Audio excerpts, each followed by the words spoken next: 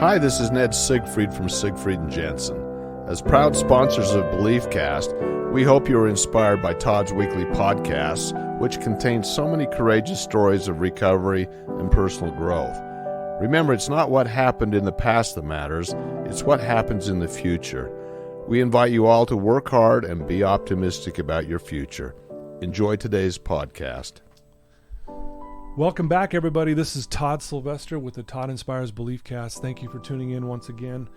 Thank you for believing in me. I say that all the time, but it's just true. I love you guys, and your support has been so great.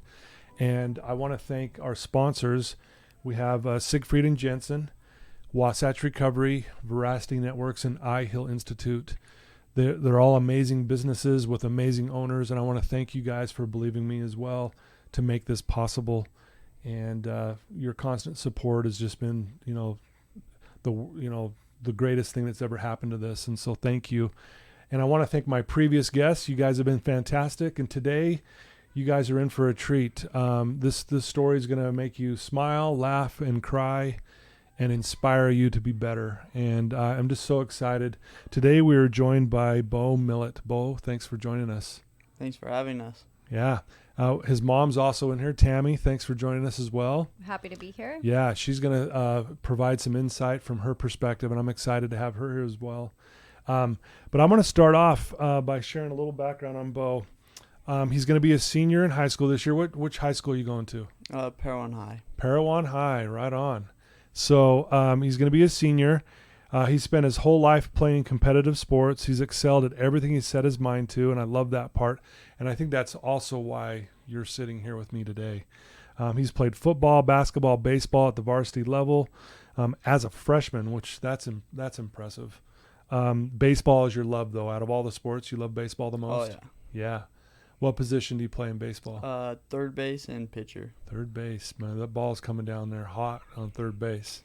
Yep. So, yeah, as a freshman, you had the highest batting average, most home runs, most RBIs, which is pretty cool. I mean, that is, as a freshman, that's unheard of. Pretty cool. You've always been friendly and outgoing, loved by everyone. You're a member of the Church of Jesus Christ of Latter-day Saints. You still have a really strong testimony, and you had an experience, a traumatic experience. You were in a car accident, which we're going to get to in a minute. And you guys will not believe what he's been through and how he's walked into my office today with his mom smiling and looking great. So it truly is a miracle. So why don't we start off, Beau? Why don't you just tell us a little bit about your childhood, a little bit about growing up, and a little bit about your family? So like you said, I always played sports, and I played on travel teams like all growing up, football, basketball, and baseball. And I think that helped me at the high school level. And like made me the way I am. And I enjoy hunting and fishing and pretty much everything outdoors. I used to have a motorcycle. Right. But they won't let me get one anymore. Yeah, they're probably a little cautious at this point, I would imagine. Yeah. So obviously you played sports since you were little. What were some of the lessons that you've learned that have helped you to this day? Like what were some of the biggest things you learned as a kid playing sports? I think the biggest things I learned are to keep a good attitude, to not let striking out get your attitude down, because that'll affect the rest of the game. Right. And just how to work hard always. Yeah. Yeah, because it takes a lot of hard work. Obviously, you've worked really hard. I mean, to be that good as a freshman, that's, like I said, you don't hear that very often. Yeah. So do you have brothers and sisters? Yeah, I have a older sister and a younger brother. Okay. And how do you like being the middle child? It's all right. Yeah. Yeah. So tell us a little bit about your brothers and sister.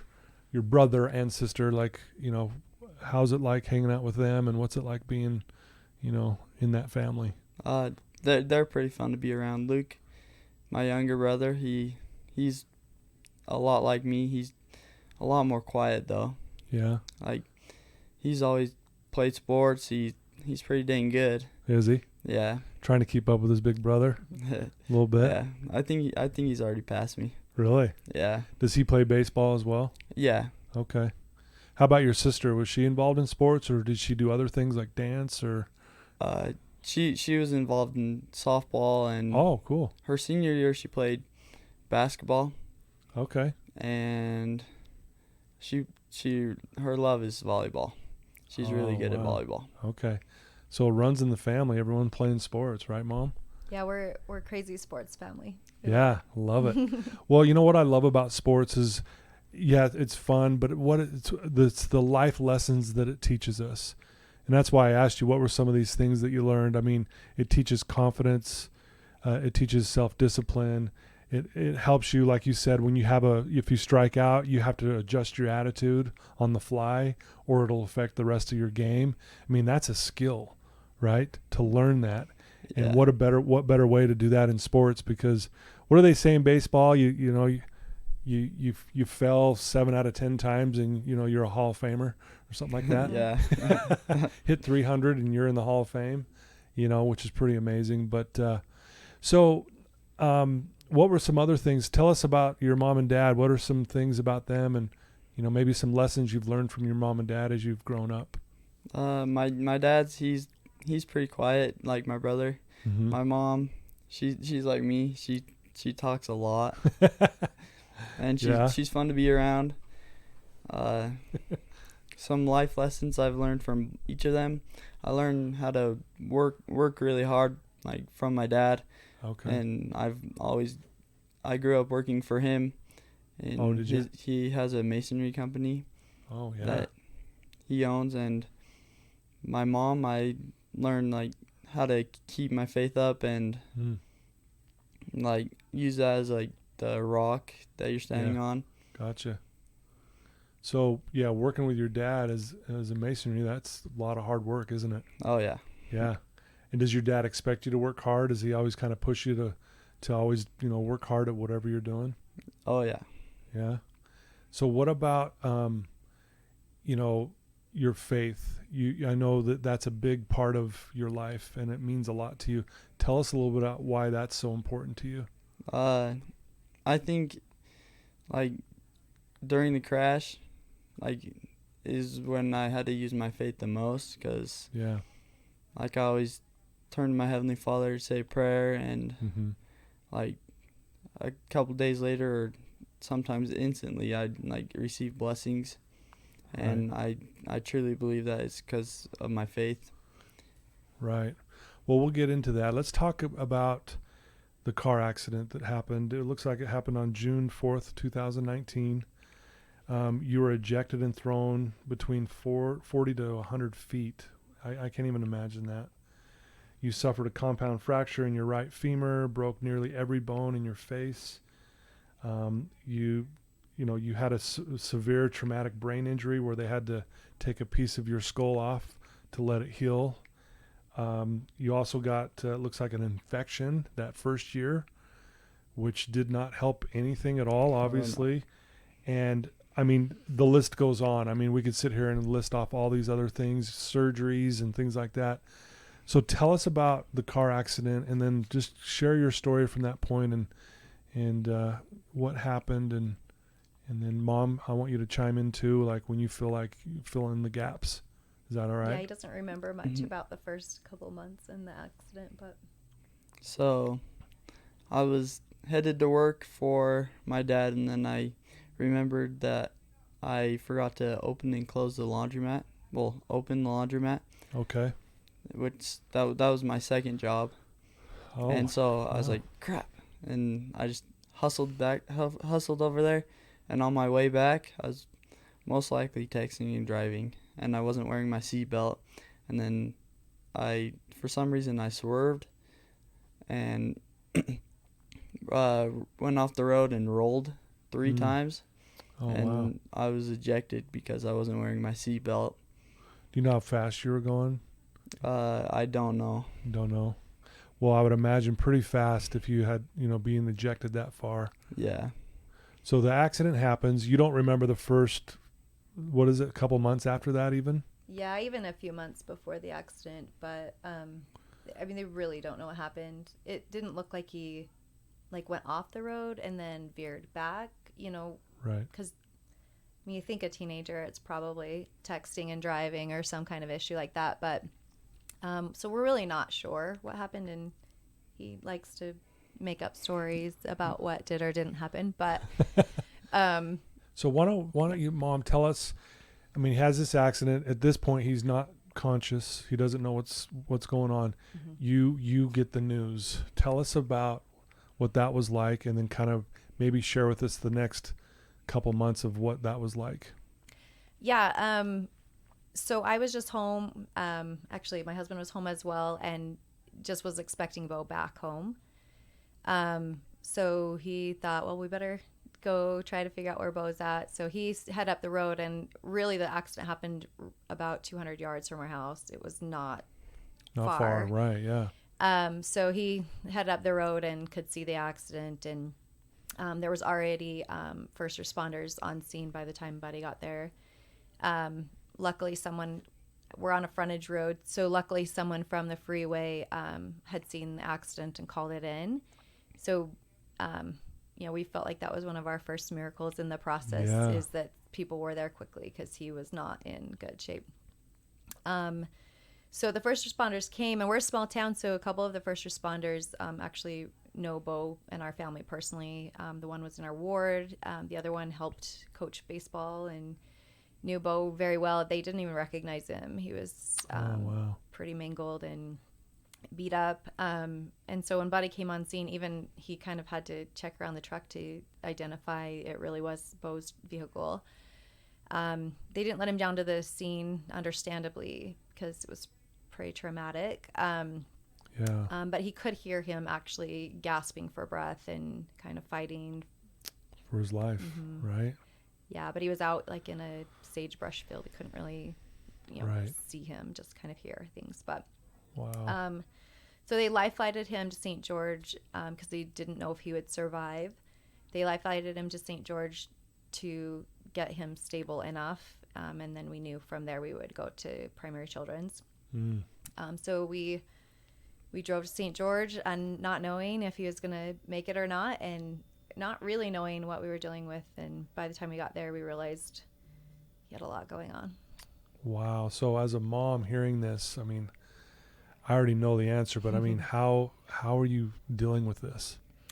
It was pretty devastating. My husband called, and just hearing the fear in his voice, he's a very strong, we got this kind of guy, and just hearing that fear was pretty traumatic. And I bet our family had actually dealt with a year prior an accident with my daughter where she nearly lost her eye and had to be life flighted to the U. Really? And so it was just, man, are we ready to do this again? You're like, we have How to do is this again? hitting us all over again? And oh my gosh. so it was tough. Yeah. Wow. Definitely drop to your knees at that moment in time and ask for some help and comfort. For sure. So, Beau, you have this accident. The first couple months, you are just a blur to you don't remember it, which on one level is probably a blessing, right? Yeah. I mean, to have to remember that pain initially, I mean, what a blessing it is that you didn't, I think, right? Yeah. Do you look at it that way? Yeah. Yeah. So tell us, like, when you started kind of coming to, and when you started realizing, hey, I've been in an accident, and, just kind of take us from that point and move on from there. I don't know what the first thing I remember is, but I sort of remember like the therapies I was doing and like them bending my leg because I broke my femur. Oh man. And and I couldn't even bend my knee, and so they were trying to bend my knee, and I just remember it's like screaming out in pain. Oh yeah. And at that point I had a tracheotomy in my throat, and so I wasn't supposed to be able to make any sound, but I was screaming through my trach. You were? Yeah. Wow. So it must have been very painful. Yeah. I can't even imagine breaking your femur, and so they're just trying to get your leg to start to move a little bit, right? Yeah. Did So they have? yeah. Oh, go He ahead. ended up with like calcification due, I mean, your body builds that naturally when you break a bone. So he had that in his hip, and then he had a really large hematoma in his muscle from all of that. And so the combination just made it incredibly painful. Yeah. Wow. So you scream in pain, and just kind of take us from there. Like, what are just, yeah. And then, like, most of it's just a blur. Mm-hmm. But I remember going out in the field and playing baseball for therapy, and Oh, really? yeah, and hitting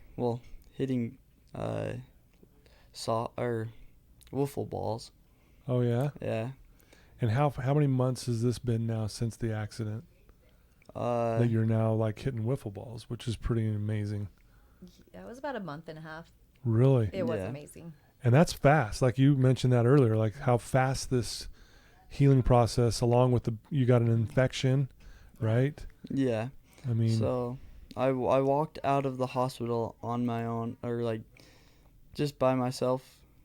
Well, they were near me, but like Not yeah, they're without like, help. yeah, that's uh, amazing. On August 2nd. Okay. And Wow. so we thought like dang, that was way fast. Like we're done. Now we can move on. And then I got an infection on my brain, Oh, and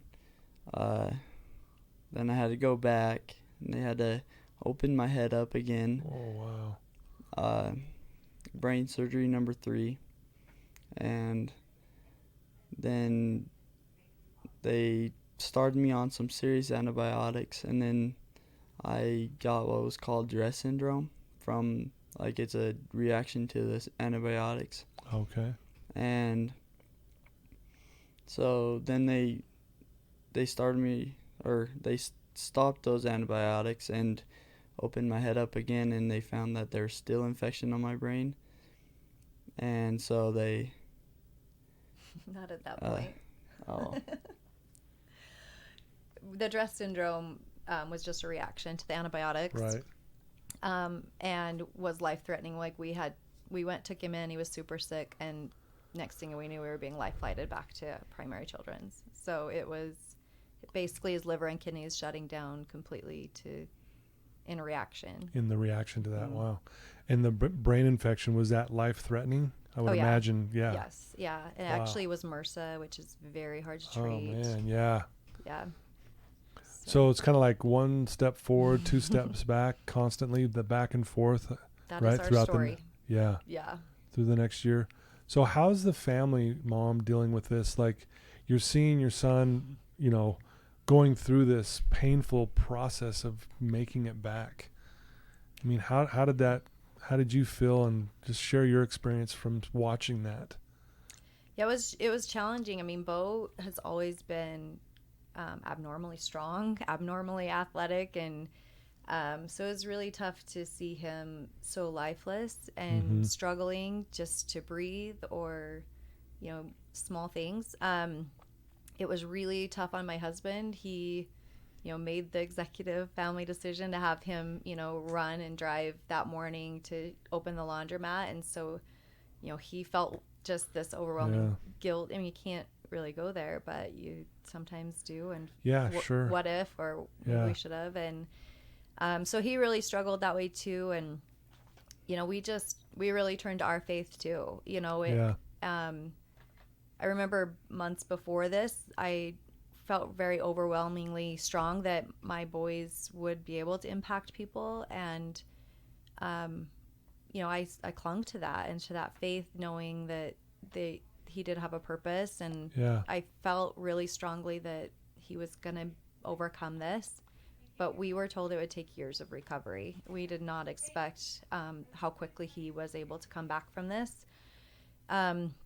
But it was tough, it was weeks of just hoping he would wake up, and then just praying that he could squeeze our hand or lift a finger, just, even just learning how to talk again. It was tough watching him in therapies, trying to just move a ball or, pull a ring from one side of a loop to another, just small, simple movements were just so challenging for him in the beginning. And it was tough. And the unknown was hard to not know how long, this recovery would take.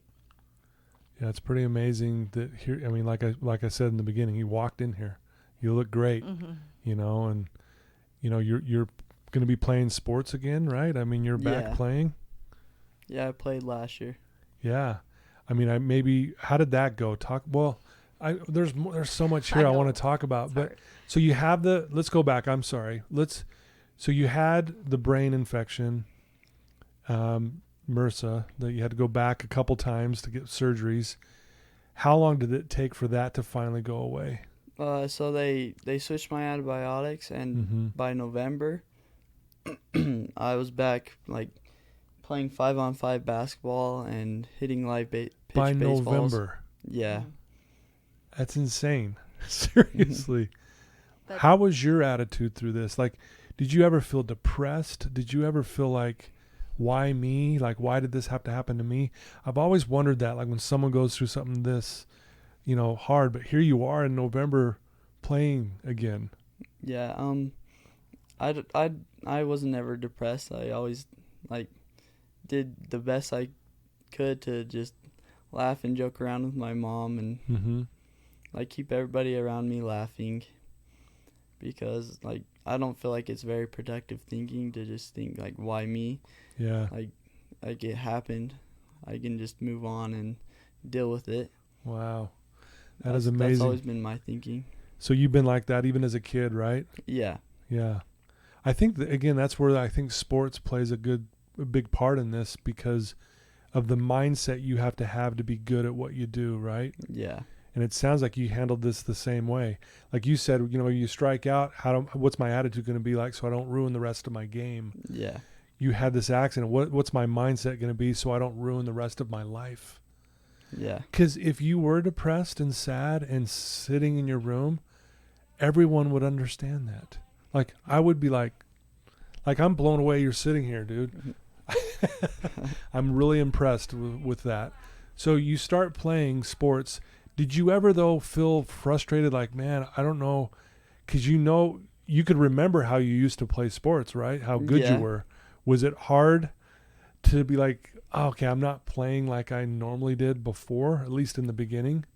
I feel with basketball, we were at a Thanksgiving dinner, and I was playing with all my cousins, and I was actually doing pretty good. My shot was on and everything, and then, but that night, as we were driving home, I had 2 seizures, and I had to go to the hospital in Richfield, I think, and they found out there that there was still infection on my brain. My goodness. And so that's when I had to have another brain surgery. So this is surgery number 4? Yeah. So number 4. In January.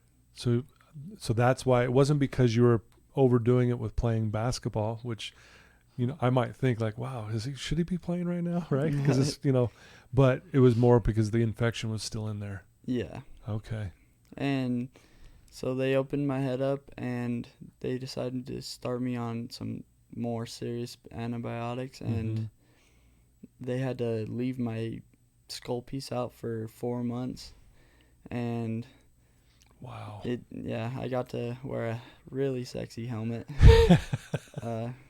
Right. And I called it my triangle head because there's this hole in my head. Really? Yeah. And then was that painful for you? After that surgery and then having that special helmet, was it painful? No, it felt so weird. I was used to rub my hand against it, and it was kind of squishy, which is not normal. So it felt so weird. It wasn't necessarily painful, but the side effects from that, and then he dealt with sinking skin flap syndrome, which is what is that? It's again very rare, like dress syndrome. We like to go big or go home, I guess. Right. But without that skull piece, just the pressure the environmental pressure and everything, it actually pushes on your brain and has it kind of sinks and shifts. So it actually caused him physically and cognitively to go in reverse. So slowly started getting worse and worse and worse, and losing physical function, cognitive function for 4 months. Really? That was the most challenging time. Really? Mm-hmm. So here you are as a mom, your son's made all this progress, and now you're noticing this now. Yeah. So are you noticing it too? Like you're regressing through this process? Yeah, it really, really sucked. Like every single day, like I do therapy and I'll be able to like open and close my hand, which that was the biggest struggle, or moving my arm. And so like that day I would be able to like get it to where I could move it, and then the next day like it was right back to where it was. I couldn't move it at all. Really? Yeah. And was this caused by the infection? This was caused by the sinking skin flap. The sinking skin. Okay. Man, and just like you said, another thing. Here we go. Something that's rare. And yeah. So how, after that 4 months of not having part of your skull on, at that point was like everything looking good, healed wise, meaning no more disease, or infection? Yeah. Okay. Yeah, so like in the last year, I've finally been able to just like get better and better, and like my therapies, or I don't really do therapies anymore, but everything I work on is finally just getting better and better. Like I'm back to being able to like hit a ball and feel the grounders good, and not just like get kicked back like the next day. Yeah, like it was before, where you could grab the ball, then you couldn't. Yeah. This has been different. You've been able to like, hey, I'm improving every day versus going backwards. Yeah. Right. So I know I asked you this before, but I got to ask it again. Like, so was there any time at all, like even these setbacks, where you got down on yourself or sad? I think like during those 4 months, like I came the closest to breaking down, but like even then I didn't really break down. Did you notice that, Mom? Like from your perspective, did he seem like he was handling it good, or did you notice maybe he was, I don't know. Yeah, no, he truly has just had the best attitude through the whole process. He was the one lifting the rest of us, when we would get frustrated, like, we're dealing with this again, or this dragging on, or this is getting worse. It was really hard to do the roller coaster. I kept saying I could handle the year-long uphill battle, but the up and then down was so mentally exhausting for all of us. But he really stayed super positive. It was maybe towards the end of that 4 months, because he couldn't really go out on his own. He was losing independence. We couldn't really leave him alone because he was falling down and having issues. School was getting really, really tough for him, which he's always been brilliantly smart.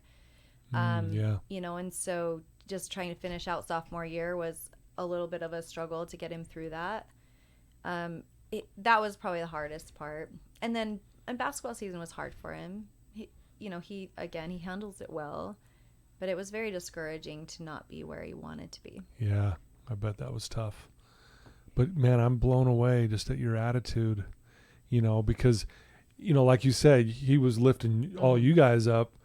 I mean, because from the outside, I would be like, man, I'd be so sad and depressed. It seems like that's where you would go. But here you are going, nope, I'm going to keep that good attitude. What would you tell yourself? Was there something that you would say to yourself, like when you started maybe feeling like you were feeling a little, sad about things or down? I was kind of like just telling myself like just to stop, like that's not going to help anything. Like just try to get better, and like maybe tomorrow like you'll finally just start getting better. Mm-hmm. And then like it wouldn't work, and then I just keep saying that to myself during those 4 months. Yeah. Or once, we knew once the bone flap was back in, that he could make progress. It's just we have to get through this 4 months.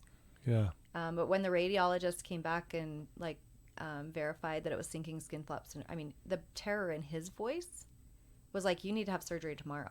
Really? He's like, I'm going to let the doctor know, and Wow. you better. And I was like, well, the doctor's not going to do anything, because we already suspected it was that, because we saw such a decline. But we had to overcome the infection before you put a prosthetic bone flap in, or you start this all over again. You do it again, yeah. So we couldn't rush that. But in the meantime, he's just getting worse and worse. So it was a challenge. Yes, to say the least, Yeah. right? I mean, even, I look at your family and the way you guys are handling it, it's amazing. Like, it truly is inspiring to me. It's just, what makes me so impressed and just kind of blown away is how powerful the human spirit is, how powerful we can be as people, right? Yeah. I look at you, Beau, and just go, wow, you are this powerful kid. And I know you don't probably look at it that way. You're like, Todd, I'm just doing my thing, right? Yeah. You know what I mean? So after that 4 months, you start improving. And have you had any setbacks since that, after that 4 months? Once you got that fixed, have you been progressing, pretty much moving forward since then? Yeah, I think so. Is that it? He's done really good since we got that bone flap back in, and we could immediately start seeing, the effects of the sinking skin flap syndrome, like, reversing. Yeah. So it was a nice relief to start moving forward again. Yeah. So how did your faith play a role in this, to be where you're sitting here with me today? I feel like saying those prayers and like getting the answers, like that, like that's what built my faith like even stronger. Yeah. And so like I always had that to rely on, and it became stronger and stronger. So like I felt like I always had that to rely on even more and more every time. So this adversity brought you closer to God. Yeah. To your faith, made it more strong. Yeah. Yeah. It's interesting how sometimes it can go either way. I've heard other stories where it goes the other way, but you obviously chose to, like, you know what, I'm gonna hold on to this even more, and I'm gonna rely on that, and which again is also a testimony to the strength of you. Yeah. Did it help having family, obviously, there, mom, dad, and brother and sister, and probably your community, because you said it's a tight-knit community. I would imagine, had they rallied around you as well through this? Yeah. There was a youth group in my town, and like they all started a fast for me, and like everybody in my town, it's a pretty small town, so like they're all pretty religious, and so they are all like gathered around and like saying prayers for me and fasting for me, and so yeah. That's awesome. So anything else about the accident or anything that you would like to share? I know you brought some notes and stuff, but is anything else that you'd like to share with us?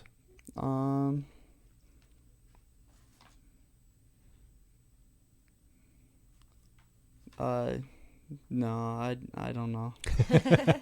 I think we Not pretty about much that covered still. it. Yeah. There was just a lot of ups and downs. I think the biggest thing that I admire about him is just his perseverance, that to be able to get kicked down over and over again, and fight your way back and think you're there, and then get kicked back down so many times. To be able to keep fighting every time is pretty cool. He's a cool kid. It's amazing. Yeah, it really is amazing. So what does a day look like for you right now? Like, tell us what you do during the day. I wake up at 4:00 and hey, me too. And I really do. That's awesome. I get ready and go to weights with my dad, and then I go to work, and I work for a landscaping company. Really? And then I get home, and on Tuesdays and Thursdays, well, they're not really doing this anymore, but they do open gym. Okay. Just they're not doing it right now just because of football. Oh, yeah. Okay. And so I do that, and then I I usually go hang out with my friends. And School starts today, so we'll have yeah. school Oh, going. Today's the first day, huh? And you're Yeah. here with me. Yeah. Man, I feel honored. Thank you. This is awesome. What are your future plans? Have you thought about, I mean, are you still striving to maybe one day play sports in college, or have you thought that far ahead, or anything that goes on with that? Yeah, I'm hoping to go on a mission and then maybe come Okay. back and try to walk on a college team to play baseball. Okay. And if I can't do that, then I'm planning on going to college anyways. And I want to be a wildlife biologist. Really? Yeah. I don't hear that very often. Wildlife biologist. Explain that. Can you explain that to us? So you just basically like study the wildlife, and Mm-hmm. like sometimes they go out and count like the numbers of like birds or deer or just like the different wildlife in the Really? area. Yeah. And yeah, Something you love doing, obviously. yeah. Yeah. That's awesome. And you said you're also a hunter. Yeah. Yeah, still doing all that. So, Mom, from your perspective, is things pretty much back to normal, or are there still things that are challenging and you're working on? Yeah, I think he's pretty well normal in a normal life. Yeah. You know, the places you notice just the little bit where he's off is just in sports because Yeah. he was such an excellent athlete. But you know, seeing him out on a basketball court last year, it was just, I mean, can't even explain the way you feel as a parent going, he's lucky to be walking, you know, and to be able to go out there and get pushed around and, you know, run back and forth down the court and rebounding basketballs. And, you know, it was pretty incredible. And then, you know, he really worked his way back in baseball. Yeah. Got pretty far along that way, and he was actually able to pitch in the 2A state championship game. He was the starting pitcher. You're kidding. So It's I mean, amazing. it was Wow. There's a lot of pride for what he's done and For sure. overcome. Well, so impressive, Beau, honestly. And, you know, it's your senior year, obviously, so you're playing baseball again, Yeah. right? And basketball, correct? Yeah. Okay. So you're doing both. Any other things you're doing besides those two? No. Working 2 jobs. I mean, this kid, you're doing it all, man. You know, it's amazing. The other part I get from you too is you're a hard worker. Is that accurate? Yeah, I try to work hard. Yeah. I mean, probably something you learned from your mom and dad, but I think that's probably also played a part in why you've, you know, made it back so quickly. Yeah. Because you work hard. Do you practice, like, you know, as part of your day? Do you, on your own, do you like go out and shoot hoops or swing the bat or throw the ball on your own? I don't do it as much as I used to. Mm-hmm. Like last year, I did that every day. Right.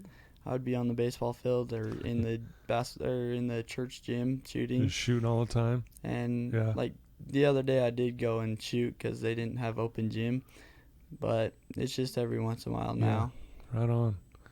So I always ask this question to my guests. If there's someone listening to you right now, Beau, who's struggling, and you know they're going through a hard time, and they're just wrestling with something that's been really hard for them, what advice could you give them right now? Just keep working hard. Like, it's not gonna last forever. You'll get through it if you just work hard and like keep your spirits up as best you can. Yeah. How important do you think having a faith, even if, you know, it's maybe your particular religion, but is faith, you think that's a crucial part as well?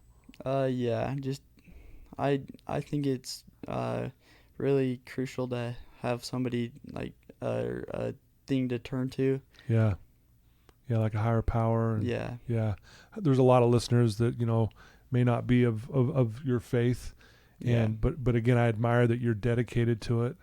And, you know, that's not an easy thing either, right? Yeah. But that's great advice. I love it. I mean, I think it comes down to how hard we want to work and put in the work. And you've obviously done so much work, including with your family supporting you. And I mean, what the family's gone through too. I mean, I can't even imagine. Mom, one last question to you as well. How do you feel like this has brought your family closer together?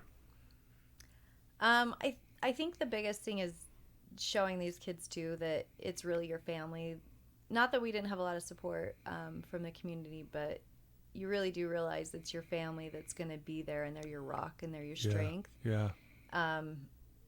You know, and my older daughter really pulled together to help kind of hold the fort down while we lived at a hospital for a year. Yeah, and you know, took care of our younger son while he was doing his sports and his activities and his chaos. But you know, we had a strong faith to begin with, and that's really what helped us get through as well, just to know that you know, through the atonement we have the ability to be lifted and comforted, and he cares about what we're going through, and to be able to feel the spirit that was in the room when we're there, and just, you know, that he's mindful of you and he's there to help you and lift you. Was very helpful. Awesome. Very well said. Well, Beau, so great to have you on the show today. It was great to be here. Yeah, thank you so much for being willing to share your story. You really do inspire me, man. After hearing what you've been through and reading about you and studying you and see you walk into my office the way you did, I was like, I mean, that, like you said, Mom said earlier, just that you're walking is a miracle. But not only that, you're playing sports again and working and that kind of thing. So best of luck to you and your family in your future. And I'll be here rooting for you all the way to whatever you decide you're going to do. So thank you so much for your time today. Well, thank you. Yeah, Mom, thanks for chiming in with us. Appreciate it so much. Thanks for having us. We appreciate it. So glad you reached out. This is a beautiful story. You're an amazing person. Thank you. Yeah, I'm glad I know you now.